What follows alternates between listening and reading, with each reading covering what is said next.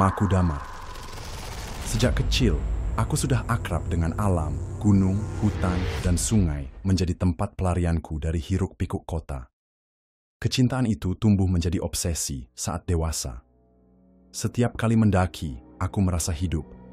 Rasa letih, dingin menusuk, dan bahaya di depan mata justru memberiku semacam ketenangan yang sulit dijelaskan. Dalam beberapa tahun terakhir, aku telah menaklukkan banyak gunung di Indonesia, mulai dari yang populer hingga yang jarang terdengar namanya. Petualangan terakhirku adalah salah satu yang tak pernah bisa kulupakan, bahkan hingga hari ini. Bukan karena keindahan alamnya, melainkan karena sesuatu yang jauh lebih kelam dari sekadar kisah pendakian biasa. Aku pergi bersama 4 teman dekatku, Raka, si pemberani yang kadang sembrono, Yuni, satu-satunya perempuan di tim kami yang punya insting tajam, Dito, pendiam dan jago navigasi, serta Fajar, orang paling rasional yang selalu membawa kami kembali ke jalur jika mulai bertindak bodoh. Kami berlima sudah sering naik gunung bersama. Kami pikir kami sudah cukup pengalaman untuk menaklukkan tempat manapun. Lalu datanglah nama Gunung Kendaga, gunung yang bahkan tak banyak disebut di forum pendakian. Sebagian bilang jalurnya belum resmi, sebagian lain mengatakan gunung itu tertutup karena alasan alam. Tapi justru karena misterinya itulah kami tertarik. Raka yang pertama kali mengusulkan setelah membaca cerita samar di blog tua tentang keindahan yang tersembunyi di puncaknya. Kami tertawa, bercanda menyebutnya sebagai petualangan supranatural, tapi tak ada yang benar-benar percaya. Kami hanya ingin melihat sesuatu yang baru. Tanpa pikir panjang, kami mulai merencanakan pendakian. Persiapan kami cukup matang, setidaknya menurut standar kami. Tapi kami terlalu sombong. Kami tidak tahu bahwa langkah kami menuju Gunung Kendaga adalah awal dari kisah yang akan menghapus 4 nama dari daftar kehidupan dan meninggalkan 1 orang untuk membawa kutukan pulang. Kami tiba di desa terakhir sebelum kaki Gunung Kendaga menjelang sore hari. Namanya Desa Wanalirih, desa kecil yang terasa sepi dan asing, seolah terlepas dari waktu. Rumah-rumah kayu berjajar rapi di antara pohon-pohon rindang. Tapi tidak ada suara tawa anak-anak atau gonggongan anjing seperti yang biasa terdengar di desa-desa lain. Suasana begitu hening hingga langkah kaki kami sendiri terdengar terlalu nyaring. Saat kami menuju rumah kepala desa untuk izin pendakian, beberapa warga memandangi kami dari balik tirai jendela. Tatapan mereka tajam, curiga, dan seolah iba. Seorang ibu tua yang sedang menjemur pakaian tiba-tiba menghampiri kami. Dengan suara bergetar, dia berkata, "Nak, jangan lanjut. Gunung itu bukan untuk manusia biasa. Sudah banyak yang tak kembali." Kami mencoba tersenyum sopan, mengucapkan terima kasih atas peringatannya, tapi dalam hati kami menganggap itu hanya cerita lama. Di banyak tempat, penduduk lokal memang sering memberikan peringatan serupa, biasanya didasari mitos dan kepercayaan turun-temurun. Kami menghormati budaya setempat, tapi tidak membiarkan rasa takut mengambil alih logika. Sebelum kami berangkat ke jalur awal pendakian, seorang pria tua, mungkin penjaga adat atau semacam dukun desa, menghampiri kami sambil membawa buntalan kain berisi bunga dan dupa. Dia menyerahkan benda itu pada Raka dan berkata, "Ini untuk meminta izin, jangan pernah keluar jalur, dan ingat, jangan ambil apapun dari atas sana." Hutan bisa memberi, tapi juga bisa mengambil kembali dengan paksa. Raka hanya tertawa kecil, mengira itu semacam ritual adat yang bisa kami anggap simbolis saja. Aku sempat merasa ada sesuatu yang ganjil dari tatapan si bapak tua, mata yang terlihat kosong, namun menyimpan kesedihan dalam. Tapi aku abaikan firasat itu. Kami semua terlalu fokus pada rencana pendakian, terlalu yakin bahwa kami akan kembali sambil membawa cerita heroik. Kami tak tahu bahwa langkah pertama yang kami ambil ke jalur pendakian adalah juga langkah pertama. Kami menuju wilayah yang bukan lagi milik manusia. Perjalanan hari pertama dimulai dengan semangat tinggi. Jalur pendakian Gunung Kendaga tampak sepi dan belum banyak dilalui. Vegetasi di sekitarnya lebat dan liar, seolah tak pernah disentuh manusia. Pepohonan menjulang tinggi, dan cahaya matahari hanya menembus melalui celah-celah kecil di antara dedaunan, menciptakan bayangan-bayangan yang bergerak seiring langkah kami. Angin berhembus pelan, membawa aroma tanah basah dan daun kering yang mulai membusuk. Semakin jauh kami melangkah, suasana mulai berubah. Rasa dingin datang lebih cepat dari yang kami perkirakan, bahkan sebelum senja turun. Tak ada suara hewan, bahkan jangkrik sekalipun. Keheningan itu aneh, seperti ada sesuatu yang diam-diam mengamati kami dari kejauhan. Meski begitu, kami tetap mencoba bersikap biasa, menyibukkan diri dengan obrolan dan candaan agar rasa tidak nyaman itu tak merayap lebih dalam. Menjelang sore, Yuni mulai mengeluh. Ia tampak pucat dan langkahnya melambat. Ketika kami tanya, "Dia berkata lirih, tadi aku dengar seseorang memanggil namaku dari balik pohon." Suaranya gemetar. Kami sontak menoleh ke arah yang ia tunjuk, tapi yang kami lihat hanya rimbunnya semak dan batang pohon yang berdiri diam, bisu. Raka mencoba menenangkan Yuni, menyuruhnya minum air dan duduk sejenak. "Itu cuman angin, Yun. Kadang di gunung suara bisa menipu," katanya sambil tersenyum. Tapi dari nada bicaranya, aku tahu dia juga mulai merasa tak nyaman. Tak lama setelah kami kembali berjalan, Yuni berhenti lagi. Kali ini matanya membelalak, tubuhnya gemetar. "Ada perempuan, dia berdiri di balik pohon sana," katanya, menunjuk ke arah kiri jalur. Kami semua menoleh, namun tak ada apa-apa di sana. Kami berpikir mungkin Yuni terlalu lelah. Gunung bisa membuat orang berhalusinasi, terutama saat tubuh belum beradaptasi dengan tekanan udara dan lelah fisik. Namun, malam itu menjadi awal dari kekacauan. Ketika kami mendirikan tenda dan duduk mengelilingi api unggun, Yuni terus menoleh ke belakang, seolah ada sesuatu yang mengintainya. Saat kutanya lagi, dia hanya menjawab pelan, "Dia masih di sana. Dia ikuti kita dari tadi." Dito tertawa kecil, mencoba mencairkan suasana. "Tenang aja, kalau dia cantik, kenapa enggak sekalian diajak makan bareng?" Tapi tak satu pun dari kami ikut tertawa. Api unggun mendadak mengecil, seolah tertiup angin yang tidak kami rasakan. Udara berubah lebih dingin, menusuk tulang. Lalu kami semua mendengarnya, suara dedaunan bergeser. Seperti ada seseorang yang berjalan pelan di semak-semak tak jauh dari tenda kami. Kami diam, saling berpandangan, dan untuk pertama kalinya malam itu, tak ada satu pun dari kami yang bisa tertawa. Kami mencoba untuk tidur malam itu, meskipun rasa was-was terus menggantung di udara. Api unggun yang semula kami nyalakan dengan susah payah kini hanya tersisa bara kecil yang nyaris padam. Angin bertiup lembut, tapi entah kenapa daun-daun tidak bergerak. Suasana terlalu tenang, seperti mati. Yuni tidak berhenti gelisah di dalam tendanya. Sesekali terdengar dia menangis, pelan. Yidito yang satu tenda dengannya berusaha menenangkannya. Tapi kami tahu dari suaranya bahwa dia juga mulai takut. Kami semua mendengarnya. Di luar tenda, suara langkah kaki berdesir pelan.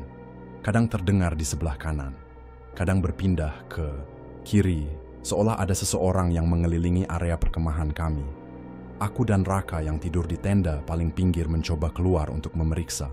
Kami berdiri di depan tenda sambil memegang senter dan pisau kecil untuk berjaga-jaga. Sinar senter kami menyapu hutan, tapi tak terlihat apapun. Hanya pepohonan tua dan kabut tipis yang mulai turun perlahan. Tapi entah kenapa, bayangan kami sendiri tampak lebih panjang dari biasanya, seperti tertarik oleh sesuatu yang tak terlihat. Tiba-tiba, api unggun kami padam sepenuhnya, padahal tidak ada angin kencang. Udara mendadak menjadi lebih dingin, menusuk tulang hingga ke dalam jaket tebal kami. Suara dari hutan menghilang sepenuhnya. Bahkan langkah serangga pun tak terdengar. Kami merasa seperti sedang berada di dalam ruangan kedap suara yang sangat luas, terlalu luas untuk manusia biasa. Kemudian, dari arah semak belakang tenda terdengar suara lirih dan memanggil, "Yuni!" Suaranya pelan, serak, dan tidak seperti suara manusia biasa. Yuni menjerit histeris dari dalam tendanya. Dito bergegas keluar, tampak pucat dan kebingungan. "Ada yang manggil dia dari luar," katanya. Tapi saat kami memeriksa bersama-sama, tak ada siapa-siapa di sana. Kami kembali berkumpul, duduk melingkar di antara tenda-tenda. Tak ada yang bicara, hanya saling pandang dengan mata penuh tanya dan ketakutan. Raka yang biasanya paling berani, kini duduk sambil menatap tanah. Fajar tampak sibuk memeriksa kompas dan GPS-nya, tapi ia menggeleng lemah. Kompas muter. GPS nggak bisa ngunci posisi. Ini aneh. Malam itu, kami bertahan tanpa tidur.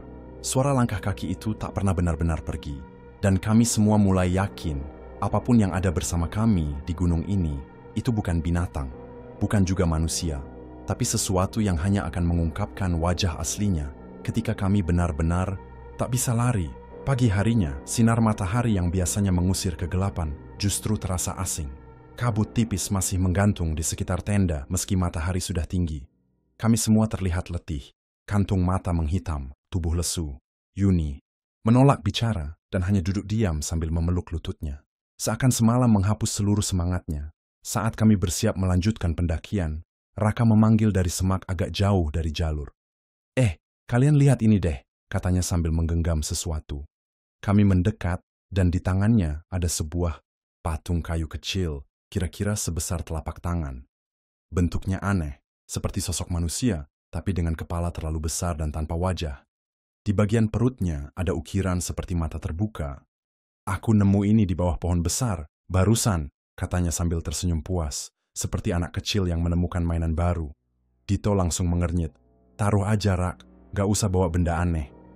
Tapi Raka mengabaikannya, malah memasukkan patung itu ke saku jaket. Bisa buat kenang-kenangan, katanya santai. Kami yang lain hanya saling pandang, tak yakin harus menegur atau tidak. Sejak saat itu, semuanya mulai terasa berat. Jalur yang sebelumnya cukup landai, tiba-tiba menjadi lebih curam dan licin. Langkah kami seolah tertahan, napas terasa pendek, walau kami baru berjalan 1 jam. Bahkan Fajar, yang biasanya paling kuat, mengeluh dadanya sesak. Yuni makin sering menoleh ke belakang, seperti merasa terus diikuti. Sesekali dia bergumam, dia makin dekat. Kami mulai menyadari bahwa arah mata angin berubah-ubah. Kompas yang sebelumnya berfungsi normal kini memutar tak tentu arah. GPS masih tak menunjukkan posisi. Jalur yang seharusnya mengarah ke pos, berikutnya malah membuat kami kembali ke tempat yang sama 2 kali. Seolah-olah gunung ini menolak dilewati.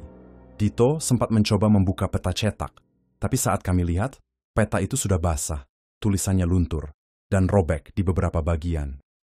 Aneh, karena semalam tidak turun hujan, dan peta itu disimpan dalam plastik. Betul, ini udah nggak masuk akal, gumamnya. Meski semua tanda-tanda bahaya sudah mulai tampak, kami tetap berjalan. Mungkin karena kami tidak mau panik, atau mungkin karena jauh di dalam hati, kami tahu, tidak ada jalan kembali yang bisa kami percaya. Hari ketiga, kami resmi kehilangan arah.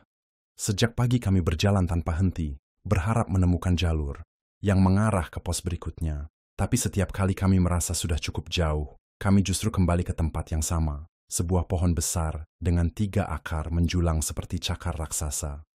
Kami menandai pohon itu dengan ikatan tali rafia merah di batangnya.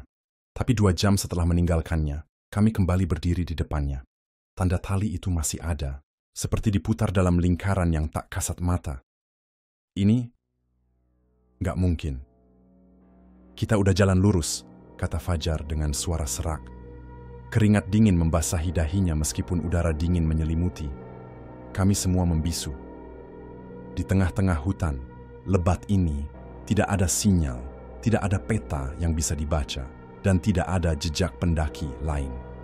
Hanya kami, 5 orang yang perlahan, mulai menyadari bahwa mereka sedang bermain di tempat yang salah.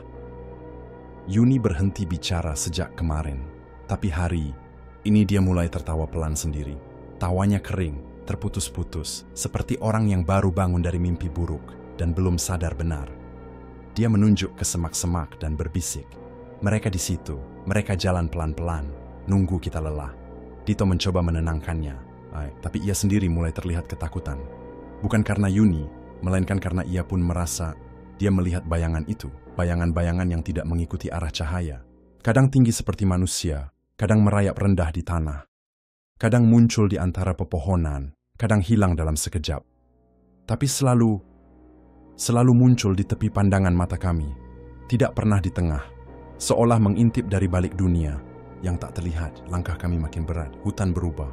Tanaman yang semula hijau, tampak lebih gelap, seperti layu dan membusuk meski tidak disentuh.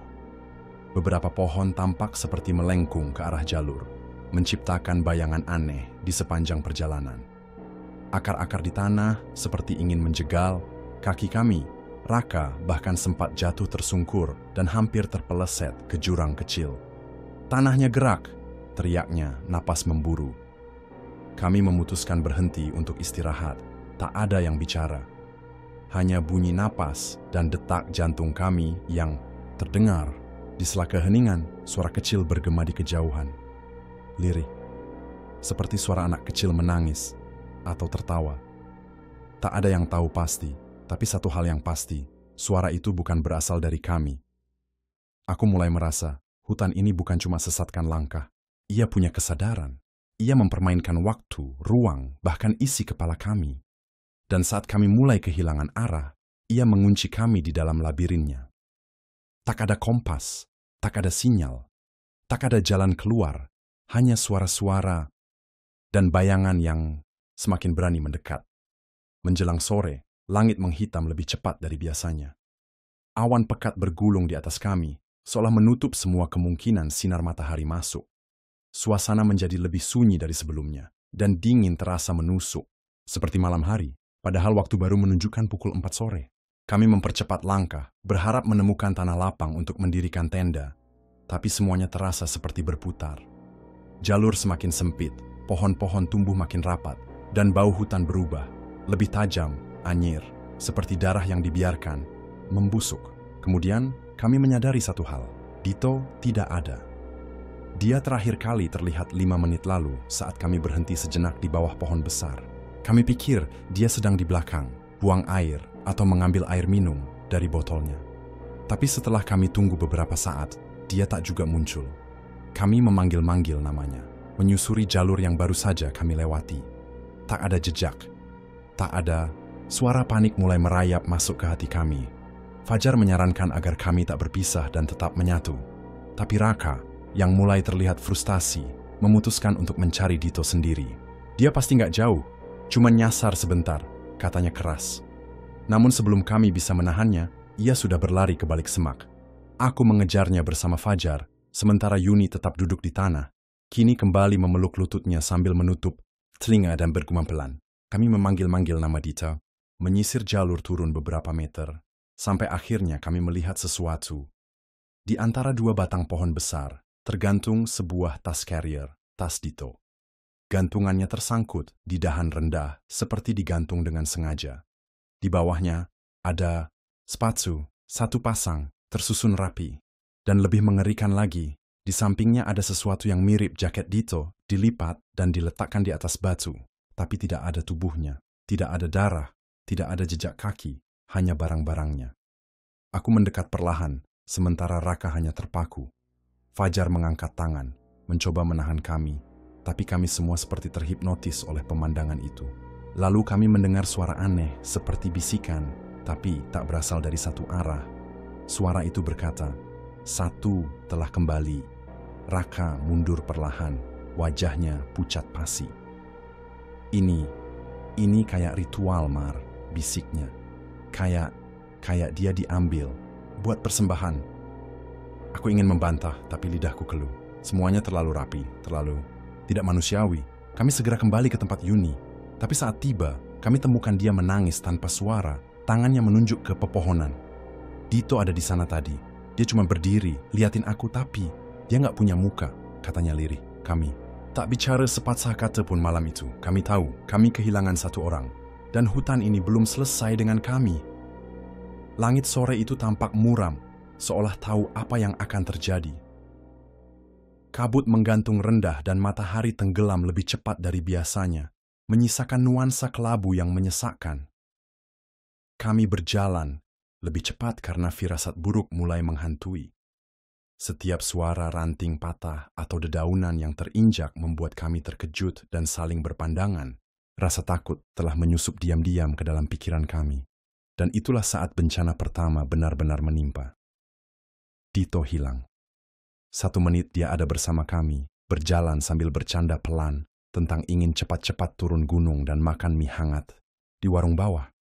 Tapi hanya 10 menit kemudian dia tak ada. Tidak ada suara, tidak ada teriakan minta tolong, tidak ada jejak kaki memutar arah. Seolah dia ditelan tanah atau dihapus begitu saja dari keberadaan. Kami mulai mencarinya, menelusuri, kembali jejak langkah kami. Tapi hutan seperti berubah wajah. Apa yang tadinya terasa familiar, kini tampak asing. Pepohonan berdiri lebih rapat, dan ranting-ranting di atas membentuk lengkungan seperti gerbang, seolah mengantar kami masuk lebih dalam ke jantung kegelapan. Lalu, kami melihatnya. Di sebuah celah antara dua pohon besar yang kulitnya menghitam seperti terbakar, kami menemukan tas Dito tergantung di dahan, seolah digantung dengan hati-hati. Di bawahnya ada kaos kaki dan sepatu yang disusun rapi, seperti orang selesai salat. Jaketnya dilipat, diletakkan di atas batu datar.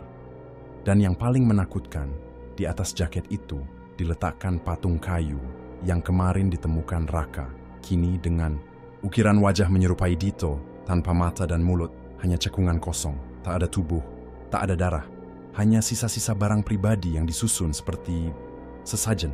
Kita harus pergi sekarang juga, bisik Fajar sambil mundur perlahan. Tapi saat kami berbalik, kami semua mendengar suara itu. Pelan, dekat, di belakang telinga. Satu telah kembali, sisanya segera. Suara itu seperti bisikan dari ribuan mulut, namun hanya terdengar oleh masing-masing kami secara pribadi. Raka terduduk lemas, menatap kosong ke patung kayu itu. Dia dipanggil balik, katanya lirih. Dito nggak hilang, dia dipanggil. Kami kembali ke tempat Yuni yang kini menggigil di bawah pohon. Matanya kosong, tapi bibirnya bergerak, berulang-ulang membisikkan, "Dia lihat aku, dia lihat aku. Dia nggak punya muka, tapi dia lihat aku." Aku mencoba menyentuh bahunya, tapi tubuhnya kaku. Napasnya pendek-pendek, seperti habis tenggelam. Raka berdiri dan membuang patung kayu itu sejauh mungkin ke dalam hutan. Tapi sebelum ia melangkah lebih jauh, patung itu tiba-tiba muncul kembali di bawah kakinya. Diam, tidak bergerak, tapi seperti menatap. Saat malam turun, api tak bisa kami nyalakan. Kayu tak mau terbakar, seolah basah dari dalam. Kompor gas kecil juga macet. Kami duduk dalam gelap, ditemani suara hutan yang kini hidup, napas pepohonan, gerak tanah, dan bisikan yang datang dari balik kabut. Kami tahu satu hal dengan pasti malam itu. Kami tidak sedang tersesat. Kami sedang dikurung. Dan Dito adalah permulaan. Malam itu, Yuni mulai berubah. Kami bertiga, aku, Fajar, dan Raka, duduk melingkar dalam gelap, menatap Yuni, yang duduk terpaku di bawah pohon. Tubuhnya membungkuk seperti patung rusak. Matanya terbuka lebar namun tidak fokus. Sesekali ia bergumam pelan, seperti bicara pada seseorang, tapi suaranya tidak bisa dimengerti. Hanya bisikan aneh, seperti dalam bahasa yang bukan milik manusia. Aku mencoba mendekat, memanggil namanya dengan lembut. "Yun, ini Marwan. Lihat, aku ya." Tapi dia tak bergeming, justru bibirnya tersenyum kecil, dan kepalanya menoleh perlahan, terlalu perlahan untuk ukuran gerakan normal. Ketika mata kami bertemu, bulu kudukku berdiri. Bola matanya tampak menghitam, nyaris menutupi seluruh bagian putih, seolah bukan Yuni yang melihatku, tapi sesuatu yang sedang menyamar sebagai dia. Dia belum selesai, katanya tiba-tiba dengan suara yang berat, bukan suara Yuni. Suaranya rendah, penuh gema, seperti keluar dari tenggorokan makhluk yang hidup di dalam gua. Raka langsung bangkit dan mundur beberapa langkah, wajahnya pucat. "Lu dengar itu kan?" katanya kepadaku, memastikan bahwa ini bukan halusinasi semata. Yuni lalu tertawa. Bukan tawa lepas seperti orang gila, tapi tawa kecil, seperti mengejek. Lalu ia mulai bicara, menyebut satu persatu nama kami, dengan nada mengejek. Fajar yang munafik, Raka yang suka mencuri milik leluhur, Marwan si pengecut, dan Dito yang sudah dipanggil. Aku langsung tersentak. "Siapa yang suruh kamu bicara kayak gitu?" teriakku, tapi Yuni tak menjawab. Sebaliknya, ia mulai mencakar-cakar tanah dengan kukunya, menggali seperti binatang. Kami berusaha menghentikannya, tapi tubuhnya menjadi sangat kuat. Fajar sempat menahan kedua lengannya, namun Yuni melawan dan mendorongnya hingga terjungkal ke tanah. Kami tidak tahu harus berbuat apa. Raka sudah memegang pisau lipatnya, gemetar, takut jika terpaksa harus mempertahankan diri dari teman sendiri. "Ini bukan Yuni lagi, Mar. Gue yakin," katanya pelan, hampir menangis. Dia udah... Kami terpaksa mengikat tangan dan kaki Yuni dengan tali tenda. Ia meronta, berteriak-teriak dalam bahasa yang bahkan tak terdengar seperti berasal dari bumi ini. Di tengah amukan itu, ia sempat menoleh padaku dan berkata dengan jelas, "Kamu, Yang terakhir, Marwan, kamu yang paling sulit diambil. Kalimat itu menghantamku seperti palu. Bagaimana dia tahu isi kepalaku? Ketakutanku? Malam berlalu dengan ketegangan. Kami tak tidur, hanya menunggu fajar yang entah akan datang atau tidak. Yuni akhirnya diam menjelang subuh, tubuhnya lemas, seperti pingsan. Tapi kami tahu, itu bukan pertanda baik. Itu pertanda sesuatu sedang menunggu waktu, dan waktu itu belum habis. Keesokan harinya, dengan hati berat, kami memutuskan untuk membawa Yuni turun gunung. Tubuhnya yang lemas dan masih terikat membuat perjalanan semakin sulit. Tapi kami tahu dia tak akan bisa bertahan jika ditinggal sendiri di hutan gelap ini. Raka memanggul tas carrier kami, sementara aku dan Fajar bergantian menggendong Yuni yang kini hanya diam, matanya kosong tanpa jiwa. Namun, semakin kami berjalan mengikuti peta yang kami punya, semakin kami merasa bahwa jalur yang kami kenal mulai lenyap. Pohon-pohon yang seharusnya berdiri rapi di sisi jalan kini berjejal sampai ke tengah. Dan semak belukar menutupi bekas jalan setapak yang biasanya kami lalui. Kami berusaha mencari tanda-tanda yang pernah kami buat, tapi semuanya seolah telah lenyap, tertelan oleh hutan yang kian hidup dan liar. Kami memutar kompas, berharap menemukan arah yang benar, tapi jarumnya berputar liar tanpa arah pasti. GPS kami masih tak berfungsi dengan benar, seolah satelit pun tak bisa menembus kabut gelap yang menyelimuti gunung itu. Rasa putus asa mulai merayap masuk ke setiap hati kami. Ini nggak mungkin, kata Fajar dengan suara gemetar. Jalur turun kita hilang. Raka berusaha tenang, mencoba menenangkan kami semua, tapi matanya juga menunjukkan ketakutan yang sama. Kita mungkin sudah masuk ke wilayah yang lain, katanya perlahan. Bukan cuma gunung, tapi sesuatu yang lebih gelap. Tiba-tiba dari balik pepohonan, terdengar suara langkah berat, seperti ranting patah dan daun terinjak dengan sengaja. Kami semua terdiam. Yuni terbangun dan memandang ke arah suara itu dengan tatapan kosong. Mereka datang, bisiknya lirih, yang menunggu. Aku merasakan bulu kuduk berdiri, dan seketika angin dingin bertiup kencang, mengoyakkan rasa takut dan harapan dalam diri kami. Kami sadar bahwa perjalanan turun ini bukanlah perjalanan pulang. Ini adalah perjalanan yang semakin menjerumuskan kami ke dalam kegelapan yang tak berujung. Langkah kami terhenti seketika saat suara itu semakin jelas. Detak langkah yang berat, teratur, tapi tanpa satu pun dari kami yang berani menoleh ke belakang. Di antara pohon-pohon yang rapat, sosok hitam tinggi muncul sesaat, seperti bayangan yang menyatu dengan kegelapan malam. Wajahnya tak terlihat, hanya siluetnya yang menyeramkan dengan mata merah menyala, seperti bara api. Yuni, yang kami bawa dengan susah payah, tiba-tiba menggeliat, suaranya berubah menjadi serak dan dingin. Dia datang, bisiknya pelan, suara itu bukan suara Yuni. Kami bertiga saling berpandangan, napas kami memburu, dan jantung seakan berdegup tak karuan. Sosok itu berdiri diam, seperti menunggu kami bergerak. Angin dingin berhembus deras, membawa bisikan-bisikan samar yang membuat bulu kuduk meremang. Kalian tidak boleh pergi. Suara itu menggema dalam kepala kami, bukan dari mulut sosok itu, tapi dari dalam pikiran. Kami tidak punya pilihan selain terus berjalan, dengan jantung berdegup kencang dan pikiran penuh ketakutan. Namun setiap langkah kami, bayangan itu selalu ada, mengikuti, mengawasi, seperti penjaga gerbang dunia lain yang tidak ingin kami keluar. Dalam keadaan itu, kami mulai menyadari satu hal mengerikan. Kami bukan lagi pendaki biasa. Kami adalah tawanan dari gunung ini yang telah memilih kami sebagai korban berikutnya. Setiap langkah kami terasa semakin berat.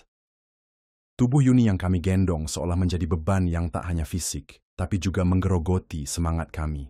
Sosok misterius itu terus mengikuti, meski jaraknya tak pernah terlalu dekat, selalu cukup dekat untuk membuat kami merasa napasnya ada di tengkuk. Fajar mencoba menenangkan kami, namun suaranya bergetar. Kita harus terus maju. Jangan berhenti. Kalau kita berhenti, kita mati di sini. Kami melangkah tanpa arah pasti, hanya mengandalkan insting untuk menjauh dari bayangan mengerikan itu. Tapi semakin jauh kami berjalan, hutan seolah berubah jadi labirin yang menyesatkan. Pohon-pohon berdiri makin rapat dan rimbunan semak menghalangi pandangan.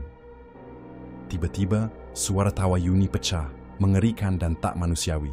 Ia mengangkat wajah ke arah kami, mata yang gelap dan kosong menyala dengan cahayanya sendiri. "Kamu yang terakhir, Marwan," ucapnya dengan suara yang bergema, bukan suara Yuni. "Aku yang akan mengambilmu." Seketika aku merasa dingin, membekukan seluruh tubuh. Raka dan Fajar melihatku dengan ketakutan yang sama.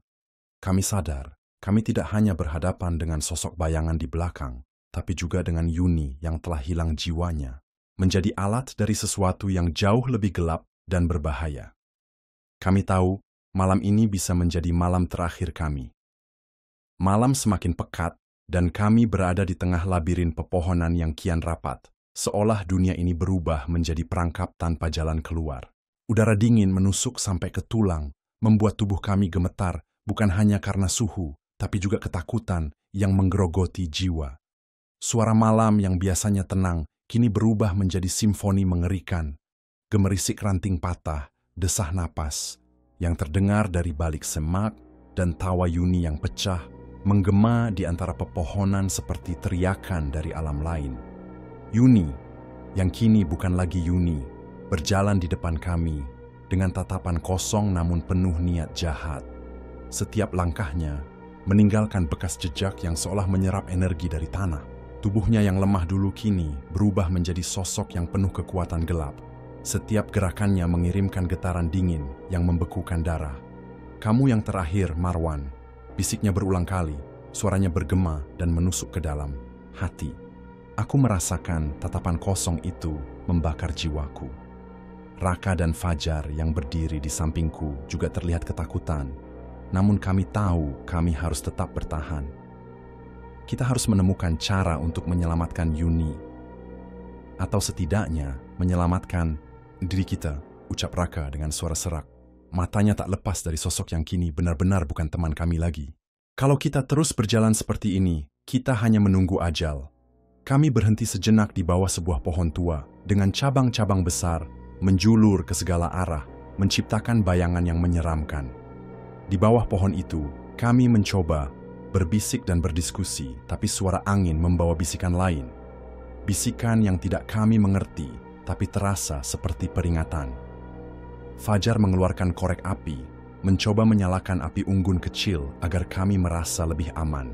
Tapi api itu tak kunjung menyala, seolah kayu di sekeliling basah, meski kami tahu tidak ada hujan. Sesaat kemudian, dari balik pepohonan, terdengar suara langkah berat mendekat, semakin dekat, membuat kami menahan napas. Kami tahu, kami sudah tidak sendiri lagi di sini. Tiba-tiba, dari kegelapan yang pekat di balik pepohonan, muncul sosok lain. Bukan manusia, bukan juga bayangan biasa.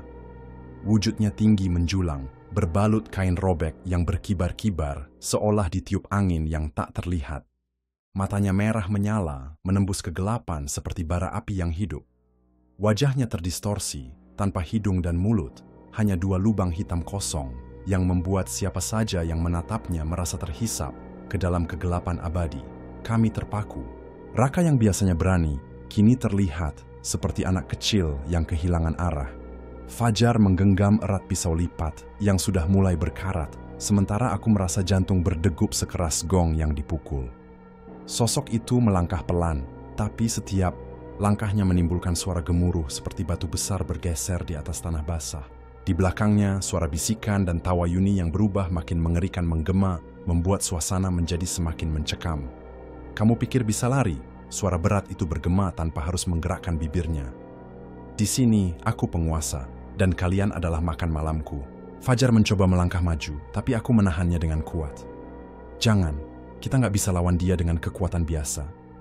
Sosok itu mengangkat tangan panjangnya, dan angin dingin menyeruak ke seluruh tubuh kami. Daun-daun berguguran, dan bayangan pohon-pohon tampak menari-nari seperti arwah yang terperangkap. Yuni yang berdiri di samping sosok itu tiba-tiba menjerit. Suaranya berubah menjadi raungan yang menyayat hati. Dalam sekejap, tubuhnya bergetar hebat, lalu ambruk ke tanah. Kami berlari menghampirinya, tapi entitas itu hanya tersenyum dingin, menatap kami dengan mata merah yang tidak berperasaan. "Ini belum selesai," katanya pelan. "Kegelapan baru saja dimulai. Kami tahu, jika ingin keluar hidup-hidup, kami harus menemukan cara lain."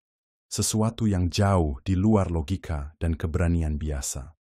Kami sudah terperangkap dalam permainan gelap yang tidak kami mengerti.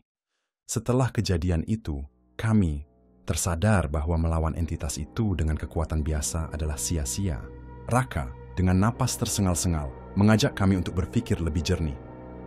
Kita harus cari cara lain, sesuatu yang lebih dari sekadar berlari atau berkelahi. Ini sudah bukan urusan fisik lagi, katanya dengan suara bergetar. Kami kembali, berjalan, membawa Yuni yang kini tidak sadarkan diri, menyusuri semak dan pepohonan yang makin rapat. Setiap langkah seperti membawa kami masuk lebih jauh ke dalam labirin yang tak berujung. Dengan suara-suara aneh yang menyusup ke dalam kepala, mencoba menggoyahkan tekad kami.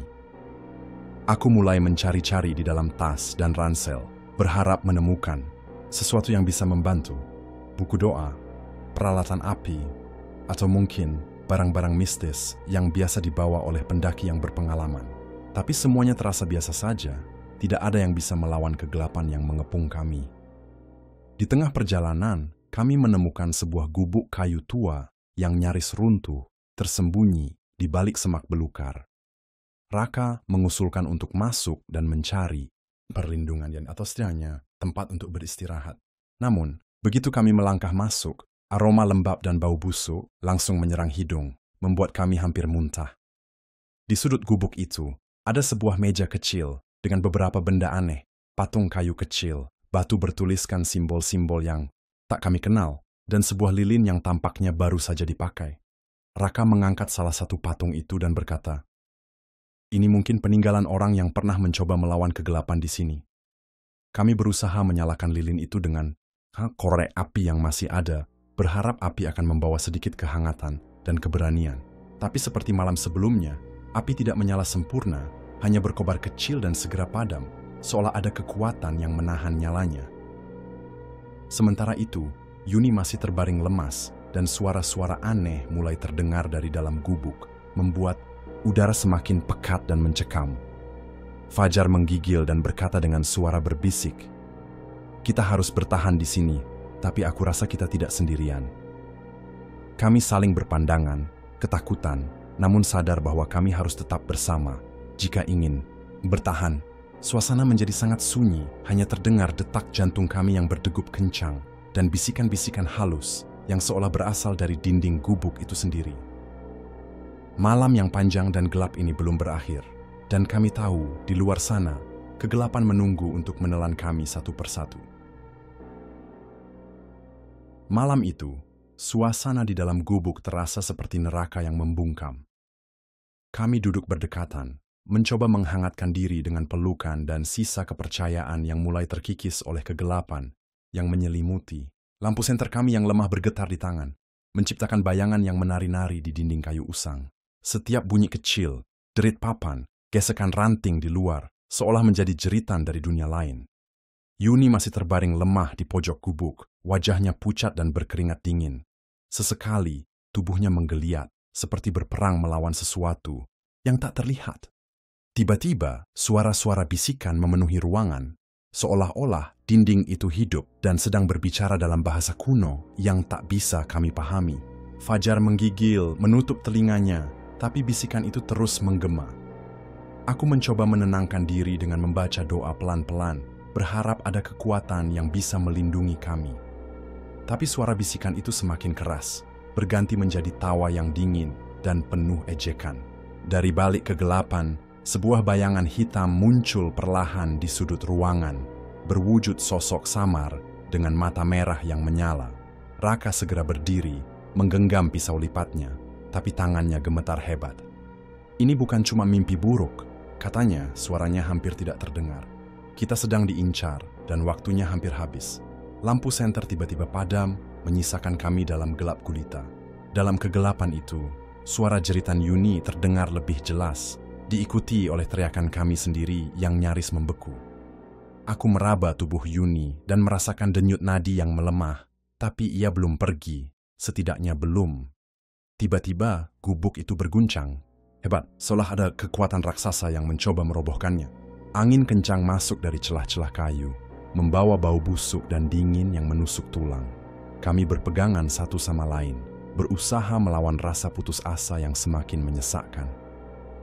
Dalam kegelapan dan ketakutan yang memuncak, aku sadar satu hal. Kami bukan hanya melawan entitas yang menguasai Yuni atau sosok bayangan mengerikan itu.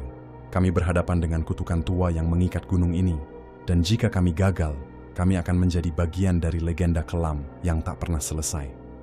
Dalam kegelapan yang pekat, kami bertiga saling berpegangan, berusaha meredam napas yang memburu, dan suara jantung yang berdegup seperti genderang perang.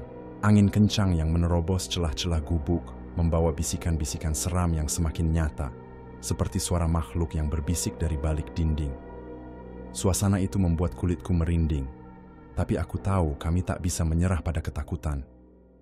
Raka, yang sejak tadi memegang pisau lipatnya, tiba-tiba mengeluarkan sebuah buku kecil lusuh dari dalam jaketnya. Ini, aku temukan waktu kita naik gunung, dari seorang pendaki yang dulu pernah hilang di sini. Katanya sambil membolak-balik halaman-halaman yang sudah kuning dan sobek. Buku itu berisi catatan-catatan aneh tentang ritual dan cara mengusir roh jahat yang dipercaya menghantui gunung ini. Ada gambar-gambar simbol, mantra dalam bahasa kuno, dan petunjuk-petunjuk tentang benda-benda yang harus dikumpulkan untuk melakukan ritual tersebut. Kalau kita mau bertahan hidup, kita harus coba ritual ini. Raka menjelaskan dengan suara bergetar, tapi penuh tekad. Kita perlu benda-benda itu, dan kita harus melakukannya sebelum tengah malam. Fajar mengangguk pelan, wajahnya masih pucat, tapi matanya mulai menyala dengan harapan kecil. Aku sendiri merasa campur aduk, antara takut dan yakin bahwa ini satu-satunya jalan keluar. Pertama, kita harus cari bunga kantil yang tumbuh di lembah dekat puncak. Lalu air dari mata air suci yang konon ada di tengah hutan. Dan terakhir, tanah dari kuburan tua yang terletak di bawah pohon beringin tua. Raka merinci sambil menunjuk gambar-gambar di buku itu. Kami sadar, tugas ini bukan hanya berbahaya, tapi hampir mustahil. Namun, jika kami gagal, kegelapan itu akan terus menguasai gunung, dan kami akan jadi korban berikutnya. Waktu semakin sempit, dan suara bisikan di luar gubuk semakin keras. Kami harus bertindak sekarang, atau menghadapi kematian yang pasti. Setelah memutuskan untuk mengikuti petunjuk dalam buku tua itu, kami mulai merancang rencana secepat mungkin. Suara bisikan dan tawa samar yang terus mengelilingi gubuk membuat kami merasa seperti dikepung oleh bayangan yang tak terlihat. Lampu senter yang kami nyalakan berkelip-kelip, seolah-olah kegelapan di sekeliling ingin menelan cahaya kecil itu. Raka mengatur perlengkapan yang tersisa, membagi tugas dengan suara yang sedikit lebih mantap meskipun napasnya masih berat. Aku akan ke lembah cari bunga kantil. Fajar coba cari mata air suci. Dan Marwan, kamu harus ke kuburan di bawah pohon beringin tua. Katanya sambil menunjuk pada peta tua yang digambar di buku itu. Kami tahu masing-masing lokasi itu berjarak, jauh dan penuh bahaya. Tapi waktu terus berdetak, dan kami tak punya pilihan lain selain berpisah dan cepat kembali. Dengan hati penuh ketegangan, kami melangkah keluar gubuk, menyusuri jalur gelap yang seolah berubah-ubah. Angin dingin menyambut kami, dan suara-suara aneh dari hutan membuat bulu kuduk berdiri. Setiap langkah kami dipenuhi kewaspadaan tinggi, takut akan sesuatu yang mengintai di balik pepohonan. Aku melangkah menuju pohon beringin tua yang terletak tak jauh dari gubuk. Kabut tipis menyelimuti tanah, membuat bayangan pohon-pohon tampak seperti monster raksasa yang bergerak perlahan. Setiap kali aku menoleh ke belakang, aku merasa ada sosok yang mengikuti dengan tatapan kosong dan dingin.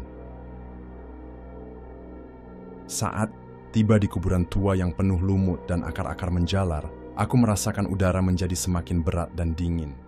Kuburan itu hanya berupa nisan batu yang sudah retak dan hampir hancur, tapi aura kelamnya sangat kuat, membuat napasku sesak. Aku mulai menggali dengan tangan yang mulai gemetar, mencari tanah yang harus kami bawa untuk ritual. Tiba-tiba, terdengar suara bisikan dari balik pepohonan. Jangan kau ganggu tempat ini. Aku menelan ludah dan berusaha fokus, menggenggam segenggam tanah dengan erat. Waktu berjalan semakin cepat, dan aku tahu ketegangan ini baru saja dimulai. Saat aku masih Menggenggam tanah dari kuburan tua itu, suara langkah berat terdengar semakin mendekat. Bayangan gelap mulai muncul di antara pepohonan, bergerak pelan namun pasti, seperti makhluk yang tidak mengenal lelah. Aku merasakan jantung berdegup keras, keringat dingin membasahi punggung. Sekujur tubuhku seakan terkunci oleh rasa takut yang mencekam. Sementara itu Fajar dan Raka juga menghadapi kengerian masing-masing. Di lembah yang sunyi dan penuh kabut, Raka berusaha memetik bunga kantil yang langka.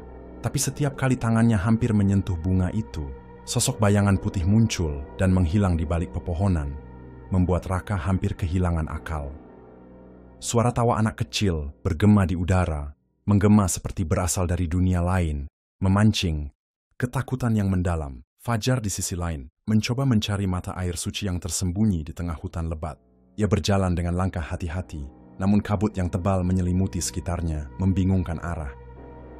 Tiba-tiba, suara jeritan mengerikan terdengar dari jauh, membuat bulu kuduknya berdiri.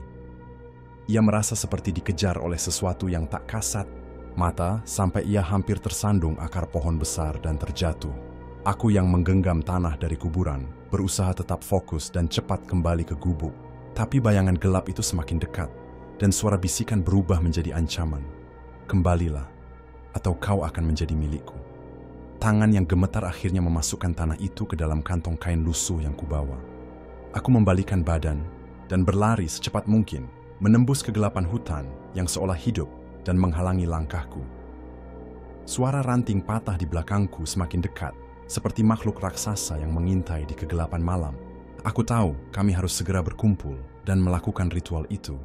Jika tidak, kami akan menjadi korban kegelapan abadi yang tak terhapus dari gunung ini. Dalam keadaan hampir kelelahan dan napas terengah-engah, aku akhirnya berhasil menembus kegelapan dan sampai kembali di gubuk tua itu. Fajar dan Raka sudah menunggu di dalam. Wajah mereka penuh kecemasan dan kelelahan yang sama. Masing-masing membawa benda yang kami butuhkan. Raka dengan bunga kantil yang rapuh tapi harum. Fajar dengan botol berisi air jernih dari mata air suci. Dan aku dengan segenggam tanah dari kuburan tua yang penuh aura gelap. Kami segera berkumpul mengelilingi meja kayu yang berisi buku tua dengan simbol-simbol dan mantra-mantra yang harus kami baca. Lilin yang sebelumnya sulit menyala kini kami nyalakan dengan penuh harap. Cahayanya menari-nari di dinding gubuk yang usang, menciptakan bayangan yang menambah kesan mistis dan menyeramkan. Suasana menjadi sunyi, hanya terdengar suara napas kami yang berat dan detak jam tangan yang bergema dalam keheningan. Dengan suara bergetar, Raka mulai membaca mantra dari buku itu, mencoba mengusir kegelapan yang mulai merayap masuk ke dalam gubuk. Tiba-tiba, suhu di dalam ruangan turun drastis. Udara menjadi begitu dingin sehingga uap napas kami membentuk kabut, layu tipis. Bayangan-bayangan gelap di sudut ruangan mulai bergerak perlahan, seolah-olah makhluk-makhluk tak kasat mata itu menolak pergi begitu saja. Suara tawa dan bisikan mengisi ruangan, memekakan telinga, dan membuat nyali kami hampir ciut. Kami mengulangi mantra itu beberapa kali, menggenggam erat benda-benda yang kami kumpulkan. Tangan kami saling bertaut, saling menguatkan, sementara rasa takut bercampur dengan harapan yang hampir padam. Saat mantra mencapai puncaknya, angin di luar gubuk menggila, menerpa dinding kayu dan membuat jendela berderit. Sebuah bayangan besar muncul di ambang pintu, sosok yang kami takuti selama ini. Namun kali ini kami tidak mundur. Dengan sisa tenaga kami terus membaca mantra, berharap cahaya lilin dan kekuatan kata-kata itu cukup untuk mengusir kegelapan. Kami tahu hidup dan mati kami berada di ujung malam ini. Jika gagal, gunung ini akan menyimpan kami dalam kegelapan selamanya. Ketegangan memuncak saat sosok gelap itu semakin mendekat ke tengah ruangan. Suara mantra Raka bergema semakin lantang, menggetarkan udara di sekeliling kami. Tiba-tiba, cahaya lilin yang kecil itu berubah menjadi sinar putih yang menyilaukan, menembus kegelapan yang pekat seperti pedang terang yang mengiris kegelapan. Sosok itu berteriak keras, suaranya seperti raungan makhluk dari neraka. Bayangan itu berputar-putar, seolah berusaha melawan cahaya yang makin kuat. Dengan serangan terakhir, cahaya itu menyelimuti seluruh ruangan, membuat bayangan itu menghilang perlahan, disertai suara gemuruh yang mengguncang tanah. Kami terdiam, tubuh kami gemetar lemas, napas tersengal-sengal, tapi kami masih hidup. Kegelapan perlahan menghilang, digantikan dengan cahaya fajar yang mulai menyelinap masuk lewat celah jendela gubuk. Yuni, yang selama ini terperangkap dalam kegelapan, membuka matanya perlahan. Wajahnya masih pucat, tapi ada harapan di sorot matanya yang kembali manusiawi. Kami semua saling memandang dengan rasa lega dan syukur yang tak terucapkan. Namun, pengalaman mengerikan ini meninggalkan bekas mendalam di hati kami. Gunung itu bukan hanya sekadar tempat petualangan, tapi juga sebuah tempat penuh misteri dan kegelapan yang harus dihormati. Terima kasih telah menyaksikan kisah kami yang penuh teror ini. Jangan lupa untuk selalu berhati-hati dan menghormati Sholam saat melakukan petualangan. Jika kalian suka cerita horor seperti ini, jangan lupa like, share, dan subscribe channel Jurnal Horor ID untuk cerita-cerita menegangkan lainnya. Sampai jumpa di cerita horor berikutnya. Ingat, kadang kegelapan ada lebih dekat dari yang kita bayangkan.